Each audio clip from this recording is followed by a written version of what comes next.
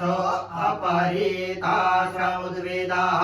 देवानो जथा शतमित्रिते असन्नप्रायुः रक्षितारो दिवे दिवे देवानां भद्रा सुमतिर्यजो यतां देवानागुरातिरविनो निवर्ततां मा देवानागुर्यमुपसे दिवां वयं देवान आयुः प्रतिहन्तु जीवसे तान् पूर्वया निवेदाहो मये वयं भगं मित्रमदितिं दक्षमश्रेदाम् अर्चमणं वरुणगो सोम